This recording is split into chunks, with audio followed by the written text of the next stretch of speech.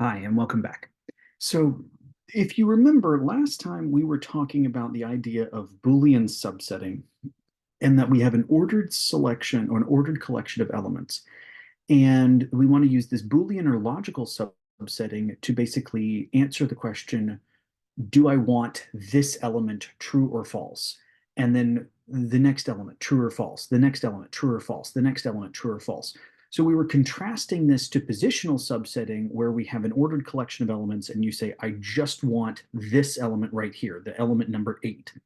Or negative positional subsetting where I say, I want everything except for this element over here, 2.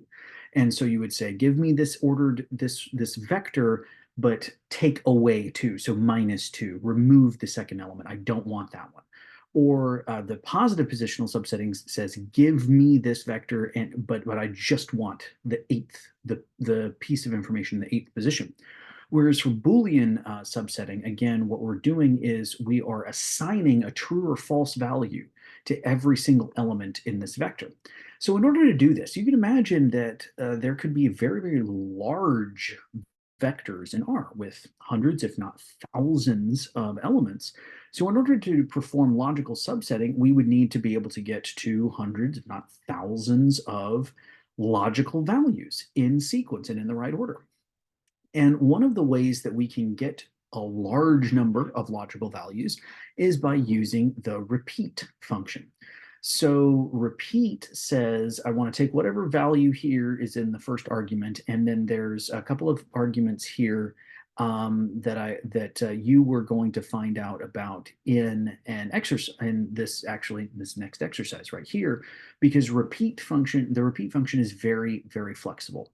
So what I want you to do is I want you to go to the help file for the repeat function and figure out how to answer these three exercises. We're going to pause the video here. Okay, so you've had a few minutes to work through these exercises, and I hope that that was enlightening to you to look at the different arguments of the repeat function and how you can use the concatenate function in combination with the repeat function to create very large structured vectors of trues and falses. So here's how we would use this for logical subsetting. If you have, for instance, we go back to our vector of ages, if you wanted to keep the ages for every other child, so let's say that we wanted, we want the second child, the fourth child, and the sixth child, then that's saying that what we could do is we could create a shorter vector that is just false then true, and we would repeat that shorter vector 3 times. So that would be false, true, false, true, false, true. And that would give me the second, fourth, and sixth age in the vector. So here's the 29 right there. Here's the 25 right here. And here's the 21 right here. Okay. So here's some more exercises for you. Work on these on your own time, and then discuss with the other students in the class, or discuss with the people that you're working with. Moving on, I mentioned earlier about that an atomic vector is atomic by its definition because everything in all of the elements of that vector share the same class. So what does that mean if you try to mix information? We had an example earlier where I had built an ID vector and I had included two pieces of numeric information, an age 31 and the length of time that I had been employed at the hospital. And when I put all of these into the same vector, we noticed that my age and my time employed had been um, well, they had quotes around them, like as if they were characters. And I said that you should think about this and go back to the idea of what makes something atomic. And what's happening is R sees that you are trying to build an atomic vector, because that's what the C function does primarily, is build atomic vectors. And you've got a whole bunch of information that's character information. So I've got names and degrees and cities and states and so forth. And I've also got this numeric information in here as well. So I've got my age and the time that I've been employed. So I've got numeric information mixed with character information, what is R going to do? So let's go back. And the reason why this is an issue is if I had tried to say, okay, well, I want the time employed, which is 2.1 years, but I want to find that out in months. And I say multiply this quote 2.1 times 8, it says it's non-numeric. Well, why? Well, because it's character information. It's actually in in quotes. And you say, well, I don't understand this. I typed 2.1 without quotes. Why are there now 2.1? Why is it 2.1 with quotes? And this is to do with this idea of coercion, type coercion. And it's because we're making an atomic object, and atomic objects are only allowed to have information of one class. All the elements have to be the same class. And so R says, well, they gave me 2.1, which is numeric information, but everything else is character. So therefore, I'm going to turn this 2.1, I'm going to wrap it in quotes and make it character information like everything else because they asked me for an atomic vector. They used the C function, this concatenate function, to create an atomic vector. Therefore, everything in it, all of the elements in it, have to be the same class of information. So we're going to take a look at how do we understand what's going on. We're going to need some helper functions. These helper functions are so incredibly useful to you. There's one that we're going to see in just a second. This one right here. This is one of the most useful functions you could ever learn in the R language, and it's the structure function, str. And this will tell you so much about what's going on in your object and why R thinks about it the way that it does. So there's a couple of helper functions that we want to learn. One is the class function. The other is the type of function. In this case, they return the same thing.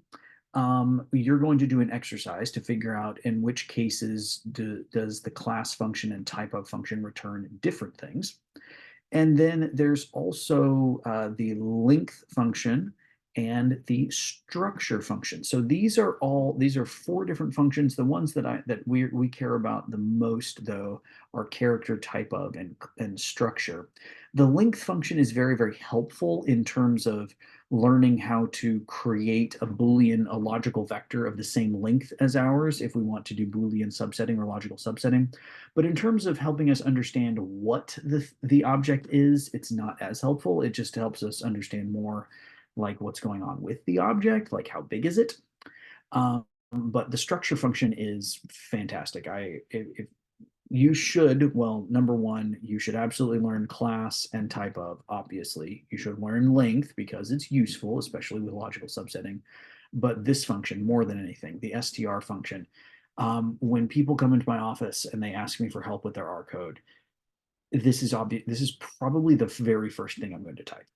I'm going to say, give me the structure of whatever object it is that they're stuck on. And probably 4 out of 5 times they are stuck because they are interacting with this object thinking it is an object of one class when R in fact thinks it's an object of another class. And the structure function will help you out with that. So super helpful, super useful. Please learn this function.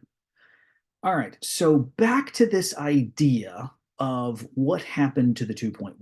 Why did the 2.1 get turned from numeric information into character information? So we've got numeric 2.1 down here. Now we've got character 2.1, which R says is non-numeric because we tried to multiply it by 12 and R says, not happening. So what's going on? What's happening here is something called type promotion. Now, whether you think this is a good idea or not, the people who designed the R language sat there and thought, they said, okay, we've got these different types of atomic information. We've got the four that we care about, so logical, integer, numeric, and character, in that order of complexity. So logical is less complex than integer is less complex than numeric, or real numbers. Numeric is less complex than character. What happens if somebody tries to mix different data types together? What should we do? Well, that's where R comes in and says, I'm going to promote information at a lower level of complexity to information at a higher level of complexity. And the reason for that is R can usually figure out how to turn, let's say, for instance, how to turn 2.1 into a character vector. We saw that above. It just says put quotes around it. Done. It's a character vector. But how would you go the other way? If I went back up to my vector right up here, my ID vector, and I said, I want to, well, I've got numeric information in here. I've got my age and I've got the time that I've been employed. Why wouldn't R take all this information and try to demote it? So if you go back in order, we've got logical, integer, numeric, and character. Why wouldn't R try to take the information like my last name from character and take it back down to the numeric information? Well, how? How would R do that? What is the real number that corresponds to my first name, Gabriel? Now, technically speaking, we can represent it as a real number. We'd say, okay, well, I'm going to take. I mean, it would be kind of be really really annoying because you'd have the capital letter G, which would be there's 26 options for the capital letters. And then there's 26 options for the lowercase letters. So you could theoretically go back and assign each one of these letters to be some number that represents them, lowercase and uppercase, and then there would be symbols. There's like probably I think like 128 possible values that you could type on a keyboard. Or is that 128? Anyway, the ASCII library that we discussed that we had talked about previously. And you could, I guess, turn that into numbers, but it's not going to be anything that anybody would be able to understand what's going on. Nobody would be able to look at it and say, oh, well, that's clearly the name Gabriel that just had been turned into numbers. It doesn't make any sense. Humans can't work with that kind of information. So they decided that rather than trying to demote character information into numeric, they would promote the numeric information up to character. And it is frustrating to deal with a lot of times, but it actually is there to preserve the information because you could always make information more complex. It's very hard to make information less complex without losing information. So that's this idea of type promotion. So if we want to use these functions up above, we had helper functions, the class function, the type of function, and the structure function. We can find out what's happening here as we add different types of information together. So if we just have true by itself, the class of that kind of vector is just logical. But if I create an atomic vector that has a logical value and an integer, and I smash these together using the concatenate function, so I've created an atomic vector with both true and 1L, so the uppercase L is how you would make integers. It's going to come back as integer. So this true actually would get turned into the number 1, and they can get promoted from binary true or false into integer 1. And then the class of this would be integer. And if I add on decimal, then everything gets promoted up again. And if I try to say, well, I want to combine all of this stuff with some character information, then we've got that the logical gets promoted all the way up to character, the integer gets promoted all the way up to character, the numeric, the decimal value, gets promoted all the way up to character, and then the character information stays character. Okay. So here's an exercise for you to work through these combinations to figure out, well, how does R do type promotion? So this is where we're going to pause for now, and we're going to come back to this vector and talk about the attributes of a vector next time. All right, see you soon.